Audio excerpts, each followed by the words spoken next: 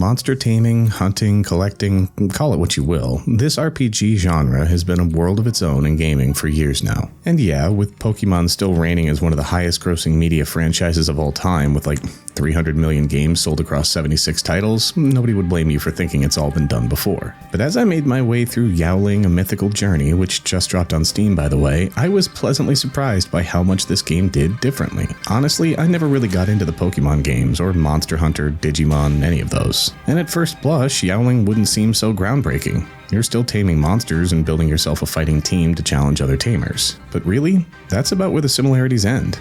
There's a lot more game to this game than meets the eye, I guess that's my point. And as testament to that fact, I, a self-professed non-fan of games in the monster taming genre, played through the whole thing and had an absolute blast in the process. So tonight we're going to take a look at Yaoling: A Mythical Journey, and I think you'll be as surprised as I was at just how much they've packed into this title. And sure, it might need a little polish before it takes off entirely. Indie games usually do. But I can confidently say this game breathes new life into an otherwise pretty tired genre. And that's something we can all get behind, right?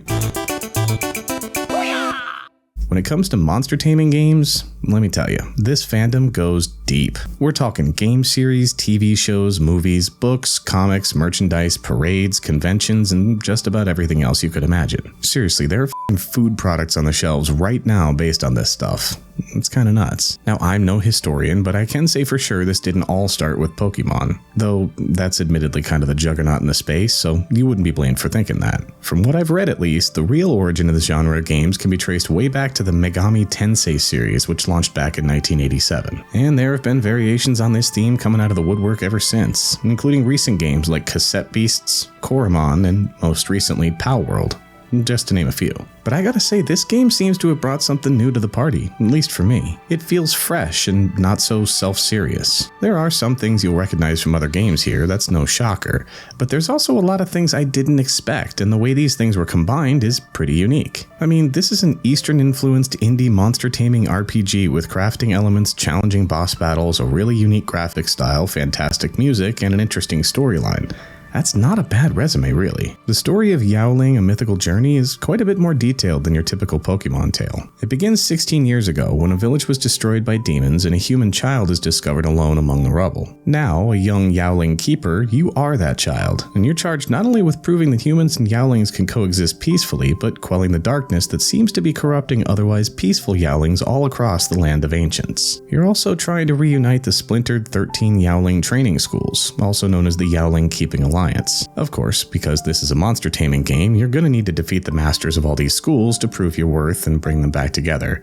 But at least the goal isn't just to build your reputation as a champion. That's a nice change. Once you leave your village and venture out into the world, you quickly realize that some of the Yaolings out there have been corrupted, and several have become vengeful, hungry demons. By battling and overcoming these demons, you can help to cleanse the world of this evil and begin finding out what's behind this corruption. Certainly a noble cause for a young keeper, and one of the more interesting dynamics to the story. Another thing you end up working on as you explore the world is building up your village back home. It's a special place, but there's not too much to do there when you start out. You grow the village by encountering people who provide helpful services in the world, but who need rescuing from demons. Fortunately, they're all marked on your map in advance, so it's not like you're just searching for them randomly. By rescuing them though, you also have to convince them to move to the safety of your village, which is protected by the Divine Jade Tree and fellow Yaoling keepers. Each time one of these characters moves to your village, they'll open up a new shop, which not only adds some interesting new people to your home base, but also opens up a ton of interesting side quests and ways to farm resources and materials. Some of these shops provide buffs in the form of foods you can buy that help you in battles. Some provide new clothing options for your main character, or train your Yaolings while you continue your travels, all kinds of interesting things. You can also have your Yaolings work at some of these shops to basically farm money while you're doing other things, which is a nice little perk.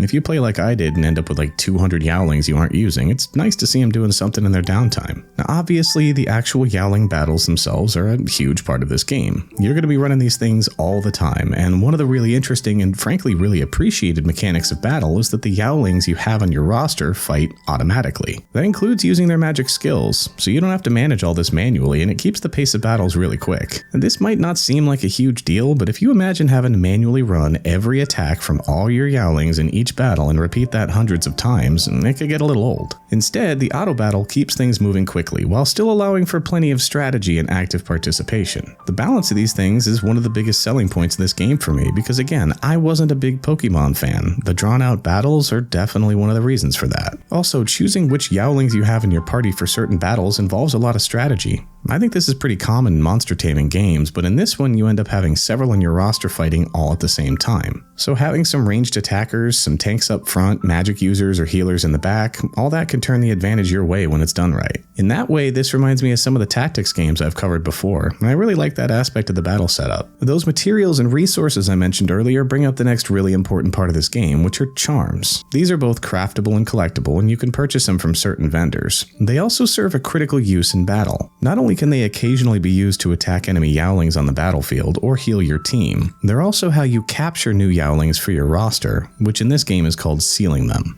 Basically, when an enemy Yaoling is on the field, you can use any number of different sealing charms to capture them, and generally they're more effective when the Yaoling you're shooting for has lower HP. But it's not always that easy to target specific Yaolings, and the battle is happening in real time, so there's a certain amount of skill needed to try and grab one you want to seal, which isn't guaranteed to be successful. Things like a Yaoling's level have a lot to do with how easy the process will be too, so there's a good amount of challenge to this. And when it comes to capturing Yaolings, you're going to want to do this a lot, because they all have their own unique stats and characteristics, attack styles, and magic skills. And while each type of Yaoling you find has a similar attack or support style, the individual Yaolings also have some unique talents. They're more or less luck of the draw, so it's good to have a bunch of each on hand to suit your battle scenarios. You can also evolve Yaolings at certain levels, and there are even options to transform into demons you've encountered before if you have the right items, which I thought was a nice little touch to add variety to the process. I never really got too excited with the evolution aspect of games like this, but here those evolutions increase your Yaoling's stats pretty significantly, so it's worth leveling up just to reach them. Another interesting aspect of the charms is, as I mentioned, you can use some to attack enemy Yaolings or to heal your own, and there are a ton of different charm options as you progress through the game. Again, you can craft these using materials you collect through the game, or you can buy them from vendors, but in general you want a wide variety of these to choose from.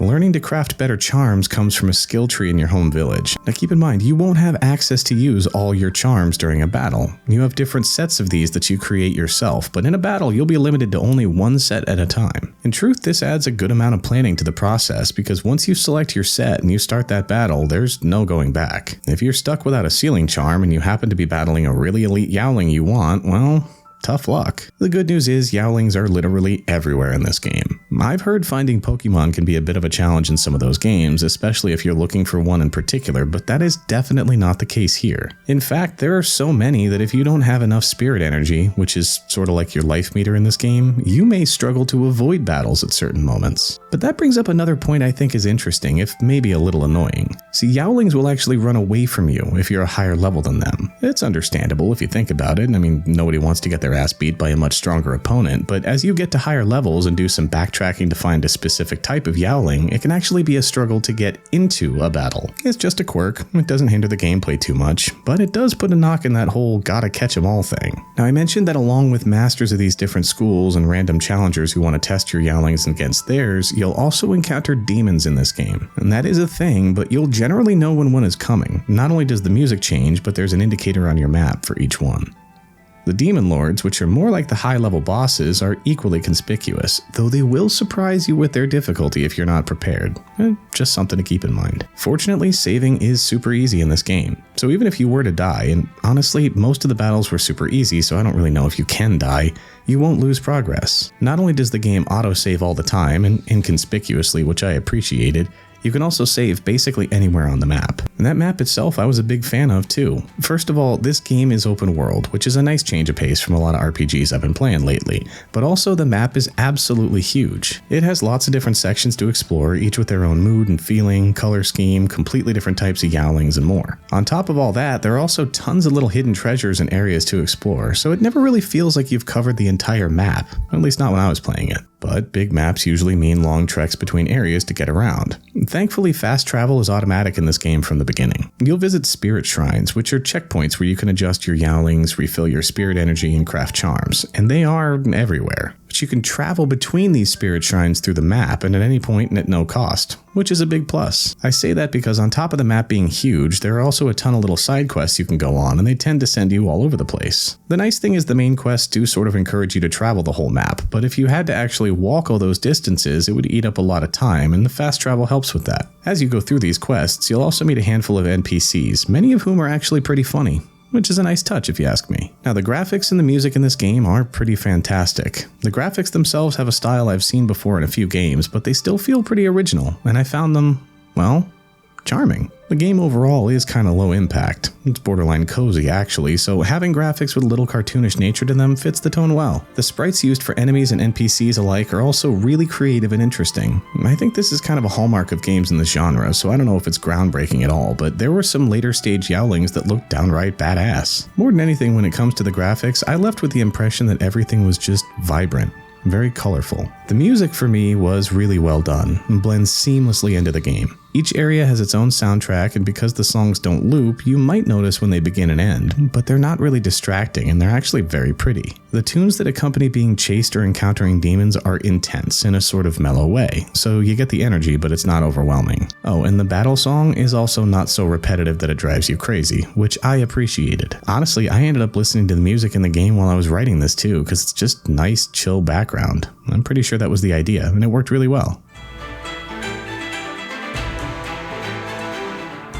So there you have it, Yaoling A Mythical Journey. As I mentioned, this game just released on Steam, and considering the gameplay, the pretty graphics, and the fantastic music, I think it's 100% worth a play. Whether you're a fan of monster tamers in general, or looking for a change of pace like I was in a game you wouldn't normally play, this title's sure to have something you'll find interesting. I'm a pretty honest guy when it comes to reviews, so I should mention that this is a brand new release, and I don't think the original game was made in English, so there are some little translation issues here and there. And probably a bug or two if I'm realistic. I'm pretty sure those things will get fixed quickly enough though, and it wasn't anything that stopped me from enjoying this title. If you're looking for 100% polish at launch though, maybe wait a bit for them to work out the kinks. Personally, I can survive a little jank for a fun game. If you're into monster taming games, or RPGs with a twist, or just looking for a low-impact game you can sink some time into, Yaoling A Mythical Journey is a solid pick, and I commend their efforts to breathe new life into an otherwise saturated genre.